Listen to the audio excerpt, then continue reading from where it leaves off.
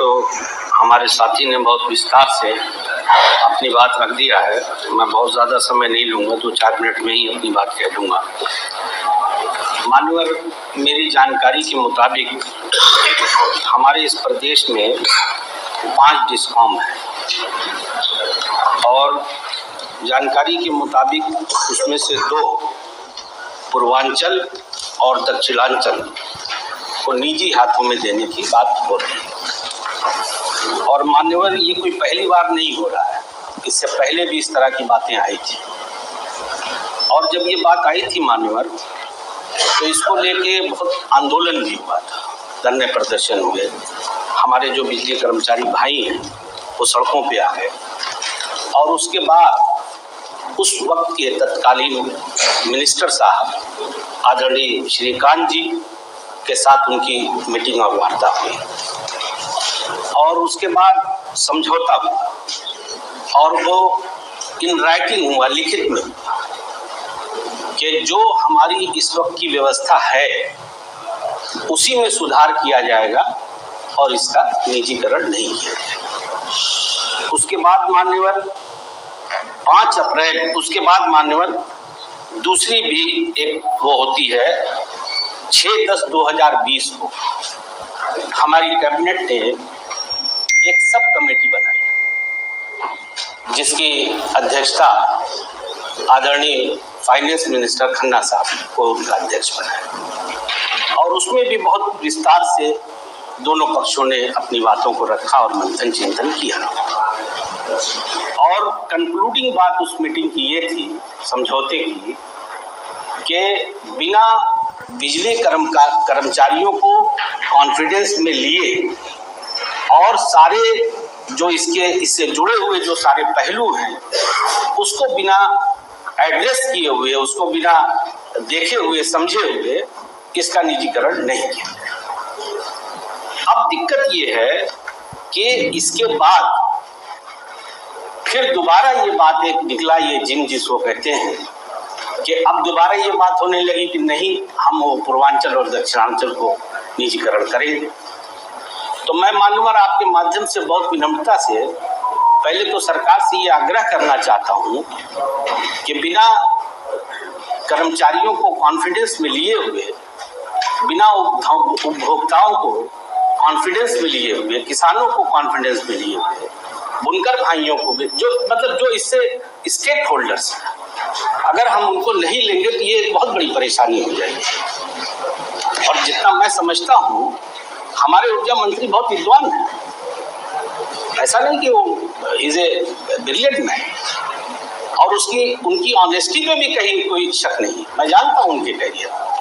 मेरा खाली अनुरोध ये है कि इसको बहुत खाली अफसरों की बातों में ना वो करके बहुत गंभीरता से इसको समझने की जरूरत है। और अगर मान्यवर बिना बिजली कर्मचारियों को कॉन्फिडेंस में लिए हुए इस पे आगे बढ़े तो ये मैं आपको बहुत जिम्मेदारी से कह रहा हूँ, क्योंकि कल भी मेरी किसी एक यूनियन के ही लोगों से का फोन आया, बता ये बहुत बड़ा आंदोलन खड़ा हो जाएगा प्रदेश में।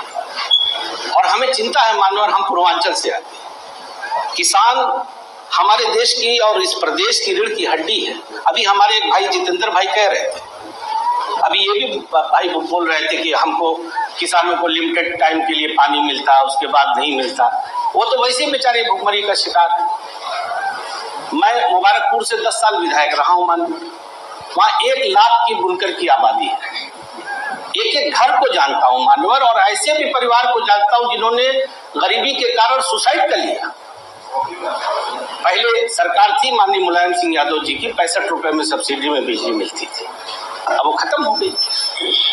तो मान्यवर मैं सिर्फ आपसे बहुत हाथ जोड़ के अनुरोध करना चाहता हूँ, आपके माध्यम से सरकार से ये कहना चाहता हूँ कि ये बहुत बड़ा मामला है और इसको बहुत ही गंभीरता से हर पहलू पे विचार करना पड़ेगा। भाई अगर आप प्राइवेट को देंगे इन सब्सिडीज का क्या होगा? सरकार कहती है तर्क देती है, मानो 2 मिनट खाली लूंगा, सरकार कहती है कि भाई हमको 1,10,000, कॉर्पोरेशन कहता हमको 1,10,000 का राजस्व घाटा हो गया, और वही कहते हैं कि 1,15,000 करोड़ रुपया बकाया भी है। तो भाई सख्ती से उसकी वसूली किया जाए। जो चोरी हो रही है उसको रोका जाए, और अगर ऐसा हो जाए तो हम तो 5,000 करोड़ प्लस में, घाटा कहाँ है। और मान्यवर जिन राज्यों में प्राइवेट लोग इसको देख रहे हैं उन राज्यों का हाल, यहाँ हमको 6 साढ़े 6 रुपए में, मैं जितना समझता हूँ, मिल रही है, वहाँ 18, 16, 18, 20 रुपए में मिलती है। हम पहले ही महंगी बिजली खरीद रहे हैं। अभी कुछ ही दिन पहले की बात है कि कारपोरेशन ने कह दिया कि 20% बढ़ाना चाहिए और 20% बढ़ाने की बात हो रही है। तो मान्यवर ये बहुत सीरियस इशू है और जनहित का है।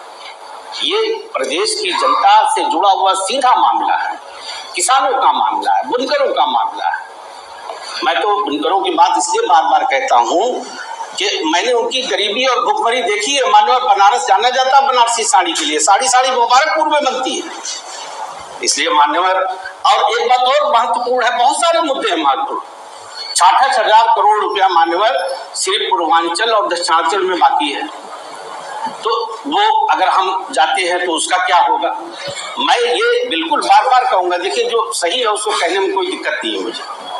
मैं ये मानता हूं कि हमारे मंत्री काबिल हैं, बस मैं इतना अनुरोध करूंगा कि इसको बहुत गंभीरता से इस पे विचार करके तभी कोई चीज इस पे आगे बढ़े।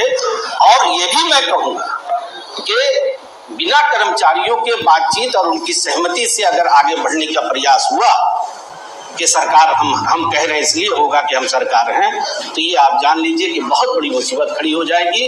क्योंकि मान्यवर पहले भी हमने देखा है, एक वेंटिलेटर की लाइट का 2 मिनट का जाना और 50 बच्चों के मौत के हवाले चले गए थे। ये हमारे हॉस्पिटल्स, ये सारी चीजें, ये हमारी लाइफ लाइन है। इसलिए मान्यवर मैं धन्यवाद देता हूँ आपको, आपने मुझे बोलने का मौका दिया। धन्यवाद।